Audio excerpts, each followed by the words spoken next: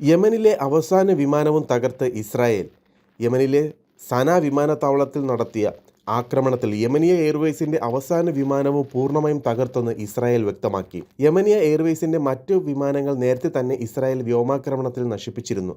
അവശേഷിച്ച ഏക വിമാനവും തകർത്തെന്ന് ഇസ്രായേൽ പ്രതിരോധ മന്ത്രി ഇസ്രായേൽ കാറ്റ്സ് വ്യക്തമാക്കി. ഇസ്രായേൽ എയർഫോഴ്സ് സേന വിമാനത്താവളത്തിലെ ഹൂതികളുടെ കേന്ദ്രങ്ങൾ ലക്ഷ്യമിട്ടാണ് ആക്രമണം നടത്തിയതെന്ന് കാറ്റ്സ് പറഞ്ഞു.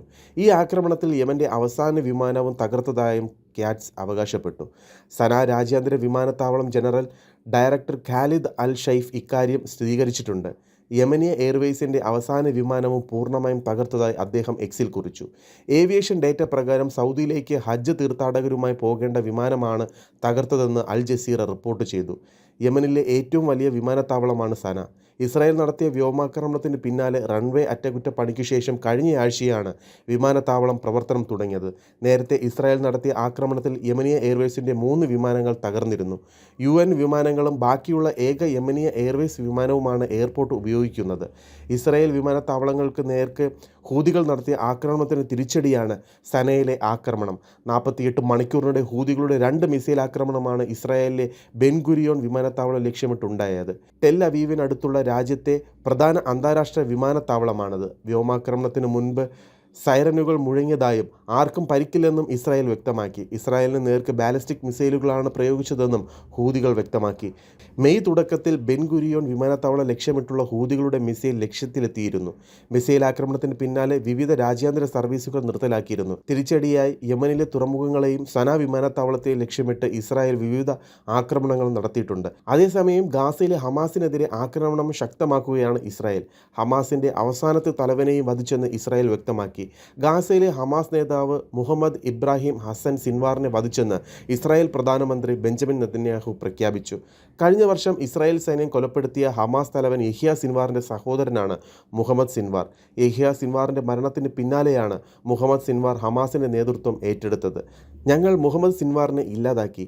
ഇസ്മായിൽ ഹനിയ, മുഹമ്മദ് ദെയ്ഫ്, യഹ്യ സിൻവാർ, ഇപ്പോൾ മുഹമ്മദ് സിൻവാർ, ഇവരെയെല്ലാം ഞങ്ങൾ ഇസ്രായേൽ ഇല്ലാതാക്കിയിരിക്കുന്നു. ഇസ്രായേൽ പാർലമെന്റിൽ പ്രധാനമന്ത്രി ബെഞ്ചമിൻ നെതന്യാഹു പറഞ്ഞു. ഈ മാസം ആദ്യം തെക്കൻ ഗാസയിൽ ഇസ്രായേൽ നടത്തിയ വ്യോമാക്രമണത്തിലാണ് മുഹമ്മദ് സിൻവാർ കൊല്ലപ്പെട്ടതെന്നാണ് റിപ്പോർട്ട്. എന്നാൽ ഇക്കാര്യം ഇസ്രായേൽ ഡിഫൻസ് ഫോഴ്സ് അന്ന് സ്ഥിരീകരിച്ചിരുന്നില്ല.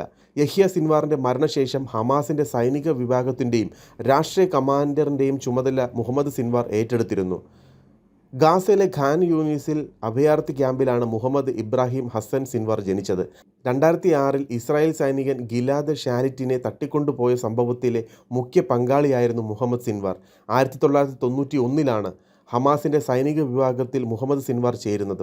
തുടർന്ന് ഹമാസ് ഉന്നത നേതാക്കളുമായി അടുത്ത ബന്ധം സ്ഥാപിച്ചു.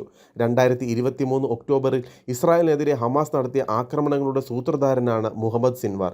മുഹമ്മദ് സിൻവാറിനെ വധിക്കാൻ ഇസ്രായേൽ മുൻപ് നിരവധി ശ്രമങ്ങൾ നടത്തിയിട്ടുണ്ട്. 2014 ഇസ്രായേൽ ഗാസ യുദ്ധത്തിനിടെ മുഹമ്മദ് സിൻവാർ മരിച്ചതായി ഹമാസ് പ്രഖ്യാപിച്ചിരുന്നു. എന്നാൽ പിന്നീട് ഇത് തെറ്റാണെന്ന് ഹമാസ് തന്നെ വെളിപ്പെടുത്തി.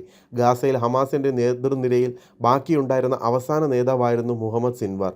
ഭൂമിക്കടിയിൽ സജ്ജീകരിച്ചിരുന്ന പ്രത്യേക ഇടത്തിലായിരുന്നു മുഹമ്മദ് സിൻവാർ ഉണ്ടായിരുന്നത്. ഹമാസ് യുദ്ധം നിയന്ത്രിക്കുന്നതിനായി സർവ്വ സജ്ജീകരണങ്ങളും ഒരുക്കിയിരുന്ന ഭൂഗർഭ നിലയിലായിരുന്നു ഇത്.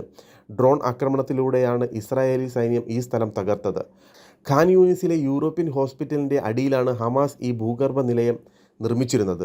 ആശുപത്രിയുടെ അടിയിൽ നിന്ന് പ്രത്യേകം നിർമ്മിച്ച തുരങ്കത്തിനടിയിലൂടെയാണ് ഹമാസിൻ്റെ ഈ കേന്ദ്രത്തിലേക്ക് എത്താനാവുക. ഇവിടം തകർക്കുന്നതിൻ്റെ വീഡിയോ ഇസ്രായേലി സൈന്യം പുറത്തുവിട്ടിട്ടുണ്ട്. കൂടുതൽ വാർത്തകൾ നിങ്ങൾക്ക് ലഭിക്കാനായി ഈ ചാനൽ എത്രയും വേഗം സബ്സ്ക്രൈബ് ചെയ്യൂ.